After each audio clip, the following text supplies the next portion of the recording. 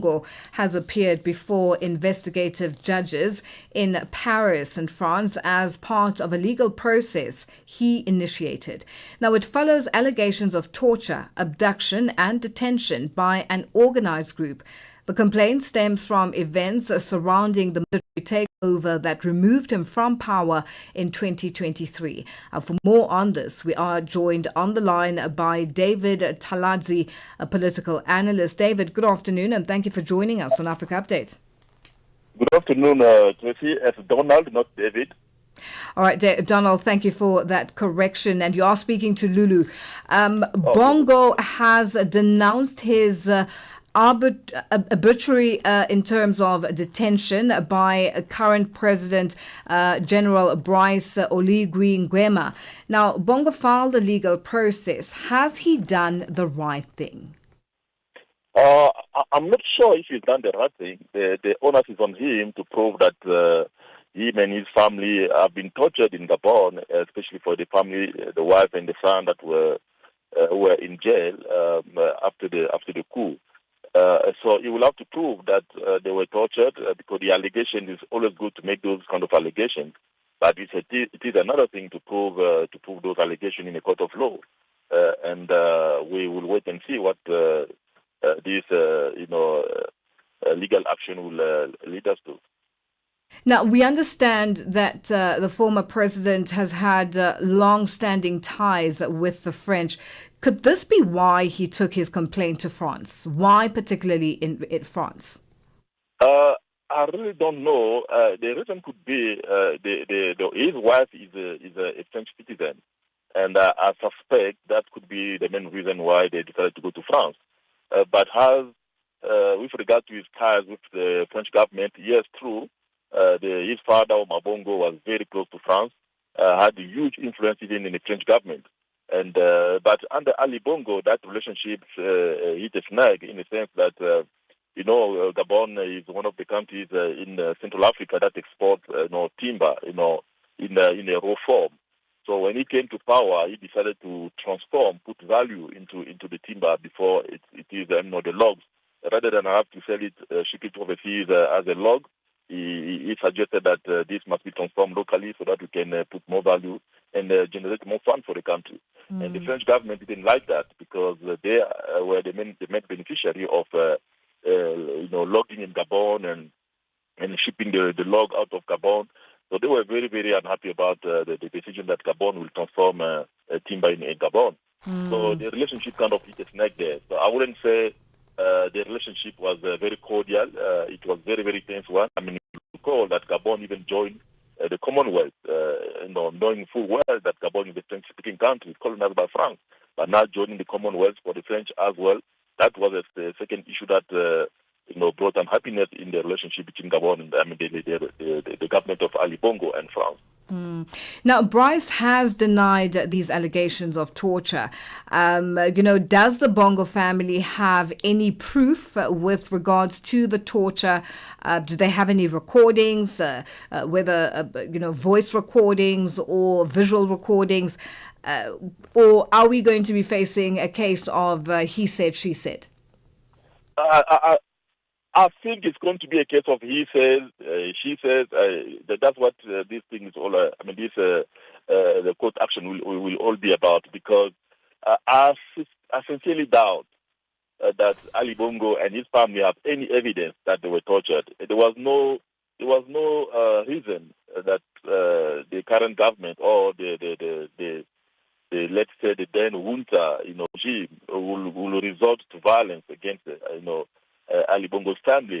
Do not forget that the current president is actually an extended relative of the Bongo family. He worked with the father, Omar Bongo. He was the bodyguard of Omar Bongo, and then he also looked after Ali Bongo, having been appointed as the head of the Presidential Guard. The Presidential Guard is an entire army unit that looks after the president and his family. So he was the head of this unit. So I will see it as an attempt by Ali Bongo and his family to try to tarnish the reputation of the current government by dragging them into in court distracting them from the main objective that they've set for themselves to achieve during this first term of Bras Olivingema. So I don't see anything other than that. Now, what type of questions do you think he faced as a former president of Gabon? What kind of? I didn't get the question. What in terms of the questioning? What type of questions would he have faced from the two investigative judges? I'm not too sure. I think the question will be: do you have any evidence, any proof? Because you remember, a court of law works with evidence. If you go to court and make allegations, you will have to prove them. So I'm sure his lawyers and probably those issues were put to him to say, if you got evidence, you must put them on the table so that we can use them, to deal with this complaint of yours. And I'm not sure you've got any of those, but let's wait and see. Mm-hmm. Well, Donald, thank you so much for joining us on Africa Update. We'll leave it there for today. That's Donald Taladzi, a political analyst, joining us on the line. It is 12:14 Central African time, and we're coming to you live from Johannesburg in South Africa. Africa Update, your daily dose of African insights with Lulu Kabu on Channel Africa. Now, some weekly markets in Nigeria's Yobe state had to be closed due to a resurgence of attacks by suspected Boko Haram insurgents. The shutdown follows a recent attack when an improvised explosive device claimed the lives of 4 people and left 21 others injured. Now, for more on this, we are joined on the line by a correspondent in Nigeria, Collins Nusa Adohengbe. Collins, good afternoon, and thank you for joining us on Africa Update. Lulu, how are you? I'm very well, thanks, Collins. And when we have these sort of discussions on the table, it becomes a bit of a challenge. But we need to just find out exactly what has happened. We know of the one attack, but government felt it necessary to ensure that there are some closures of some of these markets. Have there been more attacks? Why this type of reaction when it comes to the livelihood of people? Government itself is trying to take the line of protection to make sure that not many deaths are recorded. What prompted the Yobe State governor to take the steps? Is being attacked. Sometimes it just happens suddenly. If new development, the use of weaponized drones to attack, particularly if you take the market situation is not quite organized. It's an open area where a lot of people bring in wares to sell. So you never know who is who. Because of the way these people operate, necessary to first who is coming in, how do you know what and things like that. But I tell you, it has been a devastating incident that has kept the people strongly disturbed, and government itself feeling it has a responsibility to meet the need for everyone under its jurisdiction. So take the move to close some markets to safeguard residents.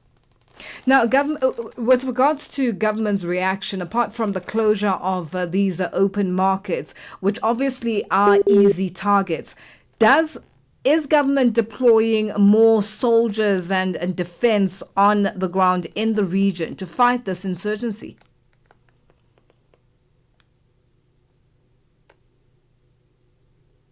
Collins, are you there? All right, we seem to have lost that connection to Collins. Our correspondent in Nigeria, Collins Nusa Adohengbe, was giving us an update with regards to some weekly markets in Yobe State in Nigeria having been closed due to a resurgence of attacks by suspected Boko Haram insurgents. Now, he did mention that some of these markets generally are open in open areas, and they are open markets which anyone can just easily walk in terms of accessibility. So they are easy targets, and the fact that it is suspected that it's Boko Haram insurgents, so we're still going to get to that point. But as you heard, this is what the closure is more of a protective response by the government of Nigeria. It is 12:18 Central African time, and we were speaking to our correspondent in Nigeria, Collins Nusa Atohengbe. Africa in Song with Chanduko Ligege. This song has a line that I love so much in the isiXhosa language. It says, Andinayo nesentem daga. So I went down to the Eastern Cape. So I went to Yanga and said, Yanga, tell me here, what does Andinayo nesentem daga mean? If I say Andinayo nesentem daga, it means that I do not have any money on me. I do not have money to give to you. Interesting, because in Chivenda, I would just say, Atinana peni, ndo cherumwe. I wonder if you have that expression in your home language when you want to say you're broke, but in a very creative way. What do you say? I'd like to hear from you. Africa in Song with Chanduko Ligege. Your window to the continent and beyond. Africa Update, only on Channel Africa. Channel Africa. The African Perspective. It is 20 after 12 Central African time, and we're coming to you live from Johannesburg in South Africa. Nearly 1,000 people have been killed so far this year in Sudan while seeking healthcare or visiting loved ones in hospital. According to Save the Children in Sudan, attacks on hospitals have nearly tripled since the conflict erupted 2 years ago. And for more on this, we are joined on the line by Francesco Lanino, Deputy Country Director of Programs and Operations for Save the Children in Sudan. Francesco, good afternoon, and thank you for joining us on Africa Update. Good afternoon to you and to everyone. Yes. Now, tell us more about these attacks, and are they situated in specific areas? I mean, this is something really alarming. I mean, we only had, since the beginning of 2025, 38 different attacks to health facility, hospital, convoys, transporting medicines all over different areas in Sudan, but particularly in Darfur area, that is one of the most affected by this current conflict. So we have around more than 1,000 people that got killed. This including health workers, midwives, and patients, including lots of children.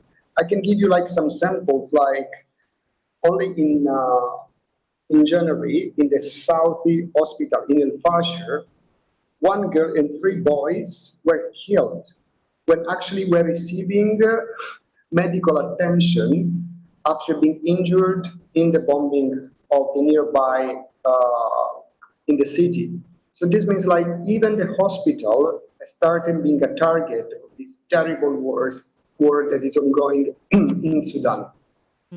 Now, have those responsible for the attacks taken responsibility? And what's interesting is the targeting of medical facilities. Why are they specifically targeting these medical facilities and ensuring that there is no supply or access to medical assistance? This means the war is getting worse.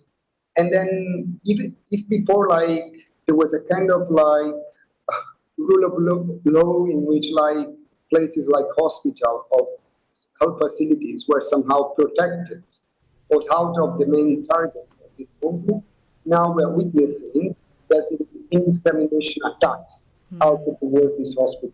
And this is affecting patient health workers and affecting the really health system that is to the brink of collapse.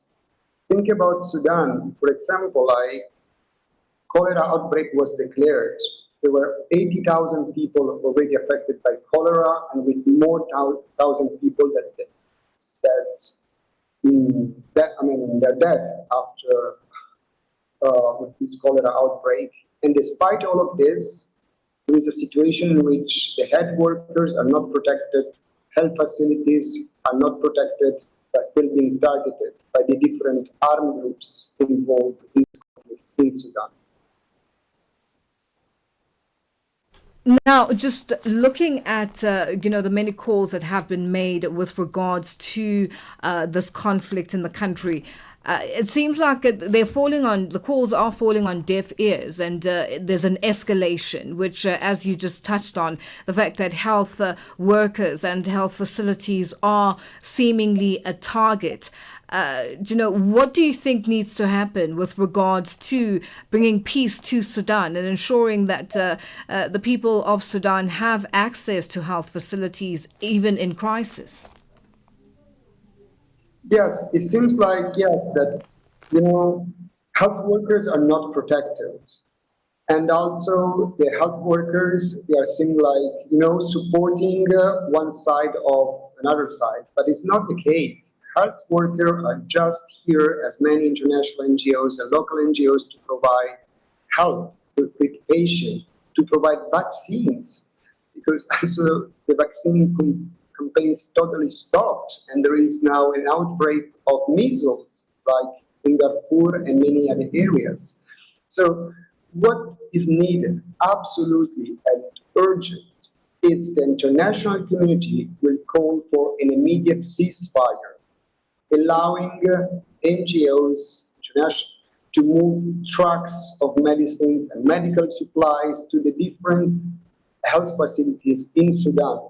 Now, the 80% of the health facilities in Sudan are not working. There are just few thousand left since the outbreak of the conflict.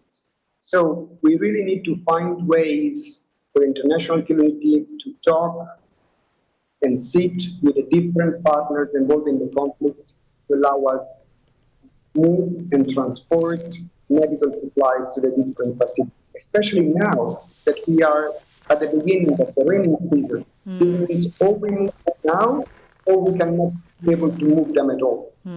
Now, the impact also, Francesco, on the cholera outbreak that is also, happening, and it seems that this crisis with the looting of medical supplies is compounding the suffering of millions of Sudanese.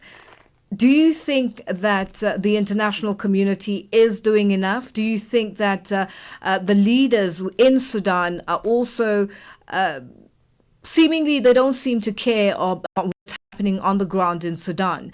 And the fact that there is a call for solutions and peace on the ground it doesn't seem to be happening. Why do you think this is not happening? And as international, as the SOS, into Save the Children, I beg your pardon, as people that are on the ground and trying to help the Sudanese people, why do you think this is not taken into account? I mean, for different reasons. I mean, first of all, there is no so much attention for what is going on in Sudan, the brutality of this conflict. And there is not enough space to tell about the stories of the affected children, women, of what they are witnessing on a daily basis in Sudan. In Sudan, we still have like 30 million of people, 30 million, more than that need and are desperate to receive some humanitarian aid, and 50 millions are children. And sometimes humanitarian aid is available, but to the current conflicts, we are not able to deliver this aid. So what I think we need to push is like peace, and peace talks come with an immediate ceasefire that will allow us to really now start providing all this delivery, all these supplies and humanitarian aid to the affected population.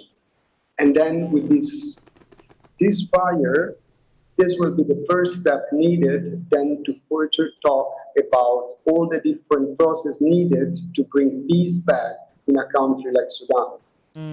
Well, Francesco, thank you so much for joining us on Africa Update. We'll leave it there for today. Thank you. To everyone. Thank you. That's Francesco Lanino, a Deputy Country Director of Programs and Operations for Save the Children in Sudan, joining us on the line. Africa Update, your daily dose of African insights with Lulu Kabu on Channel Africa. We are on Open Views Audio Bouquet. Channel 628. The Morning Switch Weekend. With the Shy Guy. Mazuka Wanji Nonse, Zukani, the Shy Guy, a Morning Switch. Have you ever listened to a song and then it gives you goosebumps? Cause it takes you way back in the 80s. My goodness. Yay. Cool. Hey, baby. You hear Yvonne Chaka Chaka there. I wanna talk to the DJ. And then the DJ goes like, hey baby, I've got you on the other side. Huh? There were no WhatsApps then, right? There were no sliding in the DMs at the time. Oh man. Your weekend mornings are activated. The Shy Guy on the Morning Switch. Africa Update with Lulu Kabu, 12 to 1 p.m. Central African Time. It is 29 after 12 Central African Time, and we're coming to you live from Johannesburg in South Africa. Join us in conversation on our social media platforms. That's on X, Instagram, and subscribe on YouTube at Channel Africa 1. On Facebook at Channel Africa, you can also send us your comments and voice notes to +2763 as 406 9126 hashtag Africa Update, and let us know which country you're in. Our news headlines up next with Jolani Tulongwepe. SABC News. Headlines. The African Perspective. Thank you, Lulu. Good afternoon. Making headlines, Chad's former Prime Minister and prominent opposition leader, Success Masra, has ended a hunger strike launched during his recent detention, which many have labelled as politically motivated. Masra, widely seen as a rising political force in the country, began the protest to draw attention to what he described as an unjust detention following Chad's controversial presidential elections earlier this year. The Zimbabwean government says it is moving forward with a judicial and reconciliation program aimed at addressing long-standing grievances stemming from the mass killings in Matabeleland and the Midlands. And finally, the UN Special Rapporteur on the occupied Palestinian territories, Francesca Albanese, has accused dozens of companies of being complicit in war crimes in Gaza and the West Bank. I will have details on these and other stories at 1 o'clock. SABC News. Headlines. The African Perspective. Well, thank you to Jolani Tulongwepe with our news headlines, and we'll say good afternoon to Figile Lingwati with our sports update.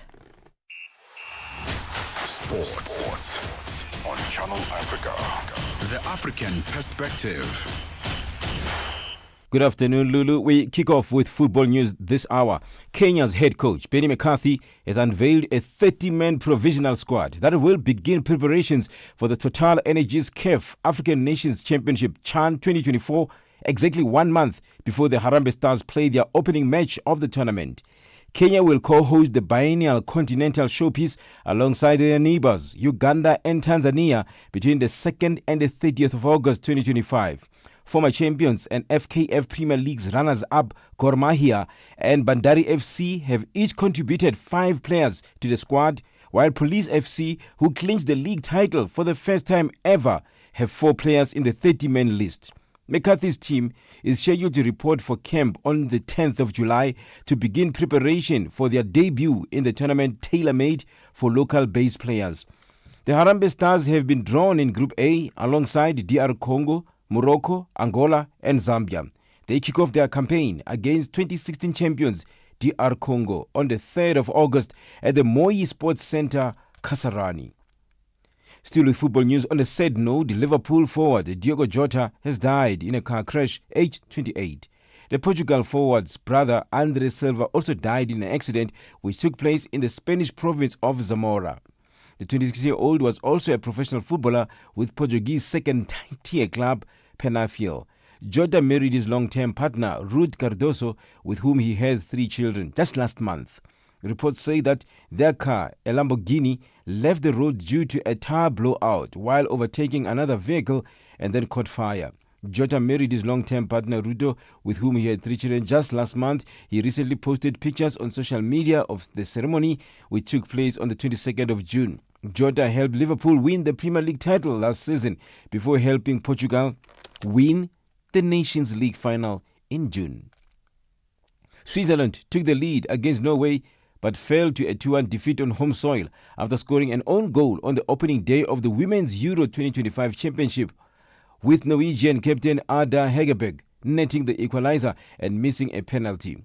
The hosts had plenty of opportunities to grab what would have been a famous victory, but the Norwegians dug deep to snatch a narrow win, their third over the Swiss by a single goal in 2025. Former South African 400-meter champion Laith Pillay is preparing for his upcoming trip to Italy on the 15th of July, following his recovery from a short injury layoff. Pillay is also set to represent the University of Sports South Africa team at the World Student Games in Germany from the 16th to the 27th of August. Pillay has told Sports he is feeling fit and ready to resume his season as the set sides of competing at the second World Senior Championships in Tokyo, Japan, later this year. So I have Poch now this weekend, just a nice opener, get the body back to racing. Then I'll go to Italy next month. I have a race on the 15th in Brescia. And then from there I'll jump over to World Students in Germany. And then looking to go hard at that one. For any sports stories you'd like to share with us, please do send an email to newsroom@channelafrica.co.za or call us on +27 11 714 4459. This is Channel Africa Sport with me, Fidel Nwati. Sports on Channel Africa. The African perspective. Tune in and turn up the volume. This is Channel Africa. Africa in business on Channel Africa. The president of the Arab Bank for Economic Development in Africa, Badea, Dr. Sidi Ould Tah, he is vying for the presidency of the African Development Bank, the AFDB. He positions himself as a fervent defender of economic integration and structural transformation on the African continent. So I do believe that I have a 360 view of the development challenges in the continent with my experience from both the supply side and the demand side. But more importantly, my vision is to bring on board all the stakeholders and to have a holistic approach for the development of the continent and to develop partnership across the continent and outside the continent, bringing all the stakeholders together to work for one goal is to make Africa green for life and livelihood of the African population. Bringing the African markets into your home. Channel Africa. The African perspective. Africa Update with Lulu Kabu on Channel Africa. Well, thank you to Fikile Lingwati with our sports update, and we say good afternoon to Buntle Headbush with our business news.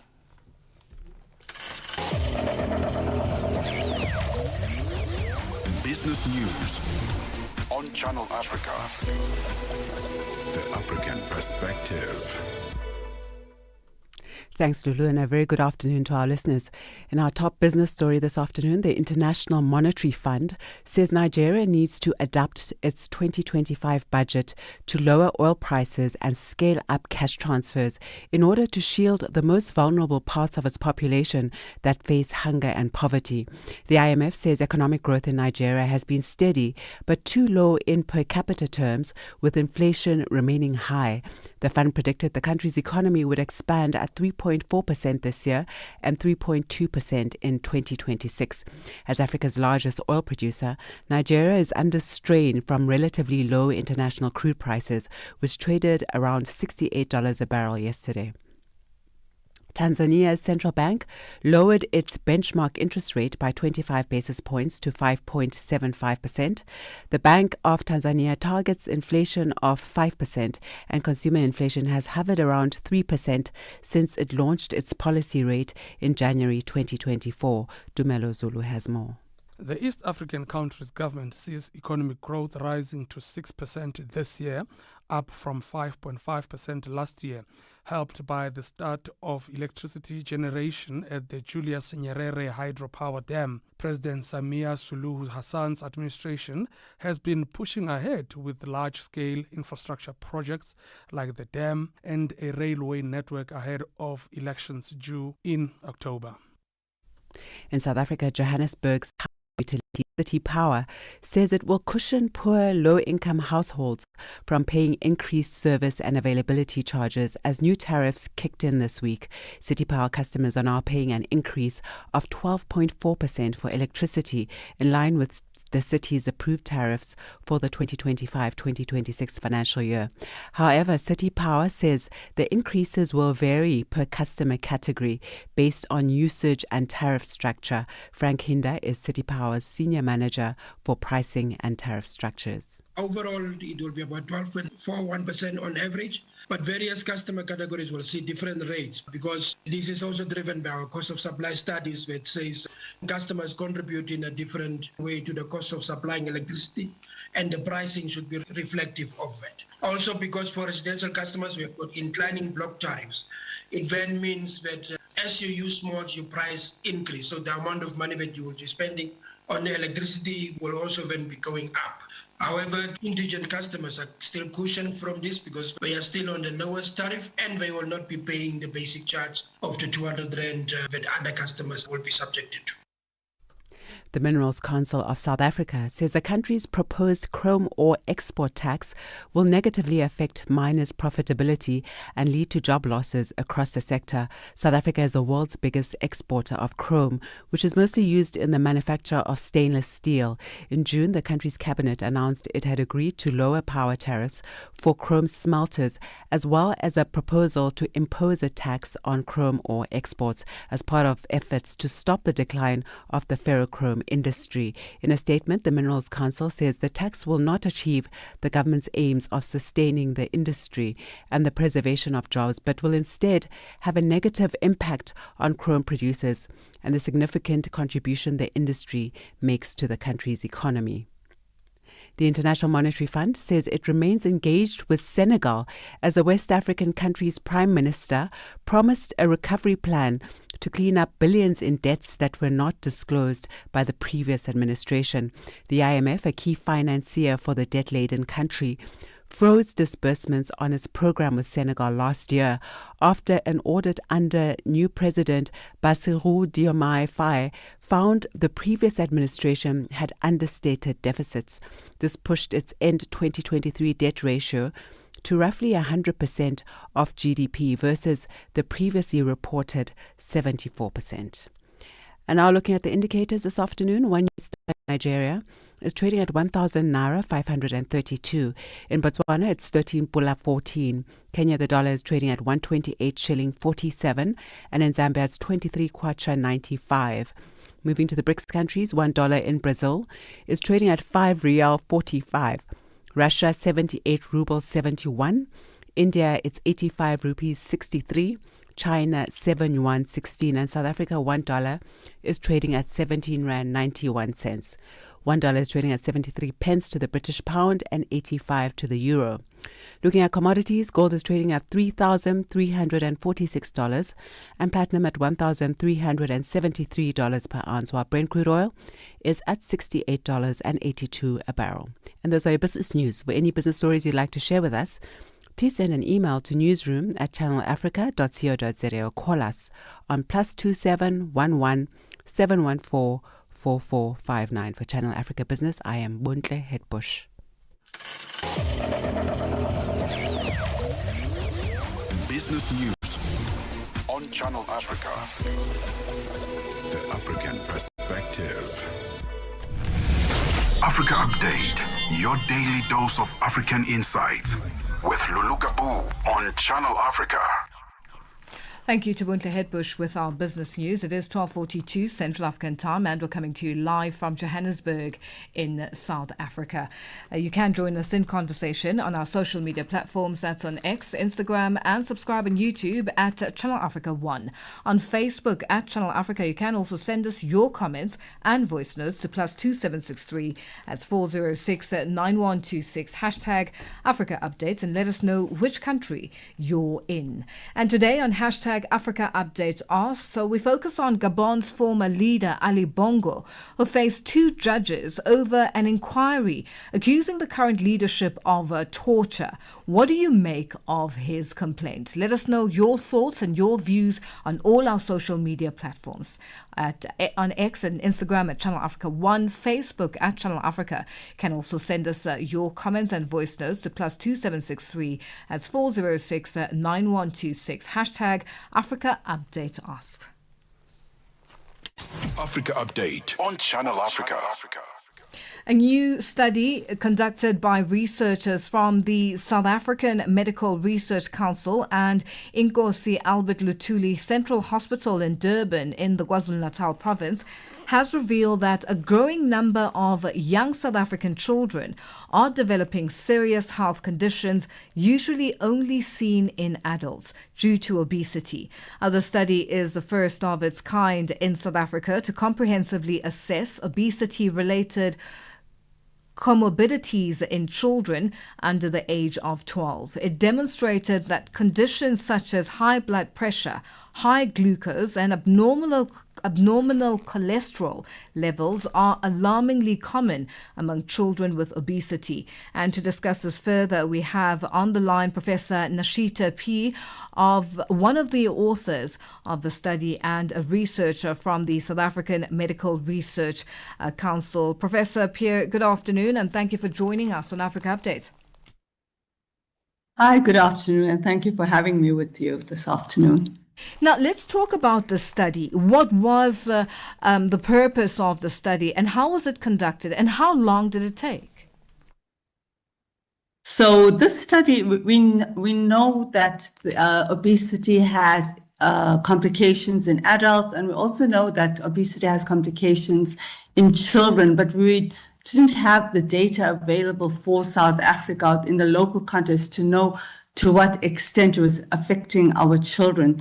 So that was the background, and the purpose of the study was therefore to describe the distribution of childhood obesity by age, gender, etc., and to examine the related comorbidities in children under 12 years of age. So this data was extracted from hospital records of children with obesity who were treated at Inkosi Albert Luthuli Central Hospital. And the time frame was, the study period was between 2012 and 2022, so just over 10 years. And what are the main findings with regards to the research and what it revealed? So our study found there was a high burden of conditions linked to obesity. So these included, as you mentioned, high rates of hypertension with 46%. That is about 1 in 2 of these children had hypertension. And an additional 13%, or over 1 in 10, had pre-hypertension. That is raised blood pressure, but not defined as hypertension, but not normal. And then dysglycemia, or raised blood glucose levels, that is diabetes and prediabetes, was present in 5% of these children. And about an additional 1 in 3 children had abnormal cholesterol levels or dyslipidemia. And further, so apart from these these are considered cardiometabolic comorbidities, diabetes, hypertension, abnormal cholesterol levels. So these children also had other comorbidities, with about 1 in 10 children having other obesity-related comorbidities, including asthma, skeletal abnormalities, breathing problems when sleeping, and so on, which is quite high. And, what do the findings of the study highlight?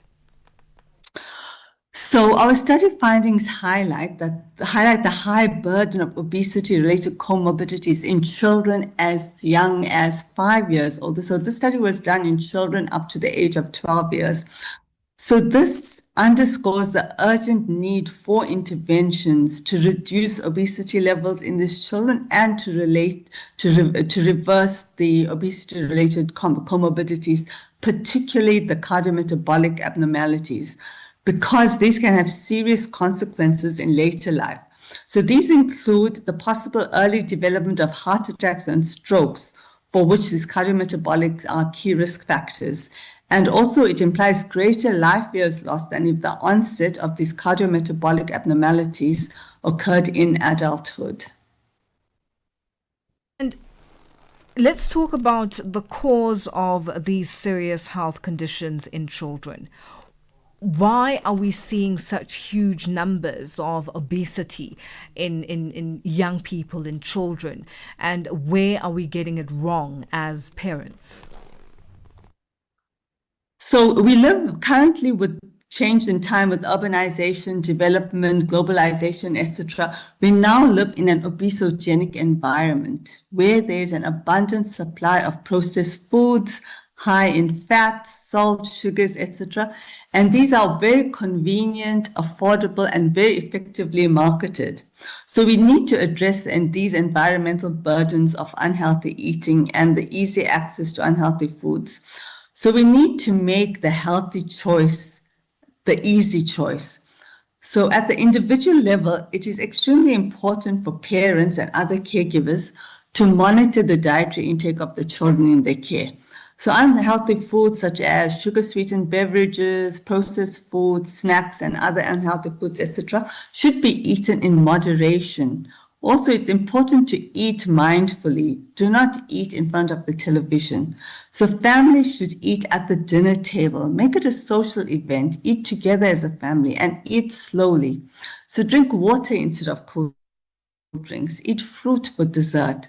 Moderate portion sizes and the number of treats allowed daily. So these are a few recommendations. So these changes need to be introduced for the entire family. Make it a family issue and not an individual issue. So do not stigmatize the child that is overweight or obese. It needs to be a family matter, and everyone needs to change their dietary habits for their own health, not for anybody else's sake. And so changes in diet as well as physical activity should extend ideally to the other children in the family as a whole. Encourage healthy eating and increase in fun activities such as sport, etc.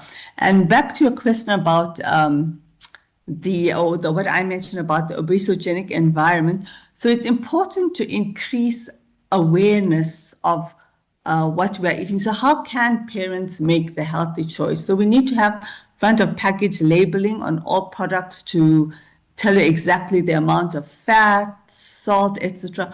But also another easy way is the robot method. So where you have a red sticker identifying food as being unhealthy and a green sticker identifying food that has been the healthy option, and also to make the healthy option the cheaper option rather than the other way around. And these are a few methods that have worked globally and that we need to introduce in South Africa to address the obesogenic epidemic in both children and adults. Now, Prof, what response are you receiving with regards to this study?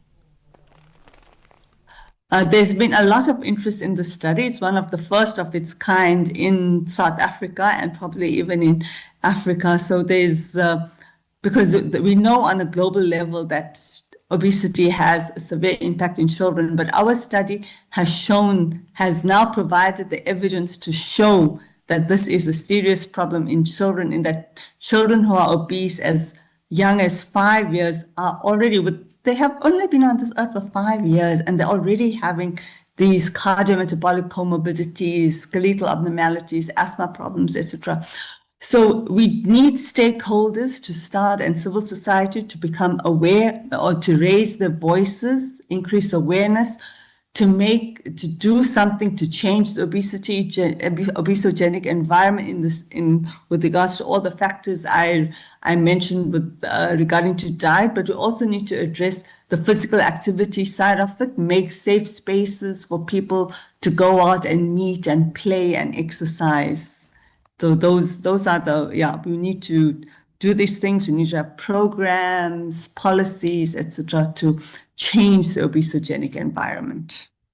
And just very quickly before we wrap up, Prof, with regards to the genetics, and you find that some families or some children will come from families that have, for lack of a better word, people who are overweight or big boned, families. How does it then work? Were you able to find out in that sense whether genetics also play a role in obesity? So the development of obesity is multifactorial and includes genetics, environment, cultural, and socioeconomic factors, among others. So studies have shown that a child with at least one obese parent has a fourfold greater risk for obesity, with evidence indicating that the greatest risk for childhood obesity is obesity in one or both parents. So, however, while genetics may play a role, shared familial environmental characteristics are more likely to be a major contributor. And also in the South African environment, with AIDS being associated with weight loss, with thinness being associated with ill health, unhappiness, etc., or obesity being associated with wealth, being better taken care of, etc., it's important to change perception and address the cultural issues that contribute to obesity as well. Well, Prof, thank you so much for joining us on Africa Update. We'll leave it there for today. That was Professor Nashita Pierre from the South African Medical Research Council joining us on the line. It is 12:54 Central African Time. Africa Update with Lulu Kapu, 12 to 1 p.m. Central African Time. Well, Collins, we lost you earlier on when we were having our conversation. Collins Nusa Atohengbe is our correspondent in Nigeria, and we're focusing on just some weekly markets in Nigeria's Yobe State, having closed due to a resurgence of attacks by suspected Boko Haram insurgents. Collins, just to go back to what where we left off, with regards to policing and the defense on the ground, has government, increased the numbers? What's happening on that front? The government has taken a few steps. One, the presence of the military has been beefed up, and General Abdul Salam, who is in charge of the military troop, taking care of the community around that is the states around there, particularly that it is adjoining Borno State, where Boko Haram actually had been active, has also called for increase in the presence of personnel. And for the police, there is a combination of a set of security. There is the National Security Corps, in addition to the local JCF, the Joint Security Force of civilians, who themselves are very active and have been very, very useful in ensuring the capture, the dismantling of terrorists, we say groups within the area.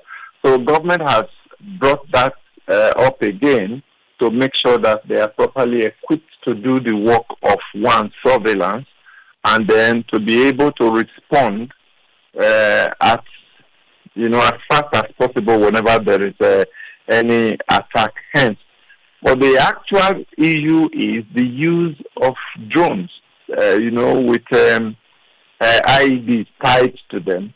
And because of government's efforts, not just the Yobe State government, but federal government now included, Lieutenant General Musa has also revealed the capture of some foreigners, Pakistanis, Chinese, that have been helping in training and helping the Boko Haram to source arms and apply other methods that are not quite consistent with what they had been doing before. They look to have improved tremendously with the use of unmanned things. But then government is not relenting, and it's making a headway with the new system that it has introduced in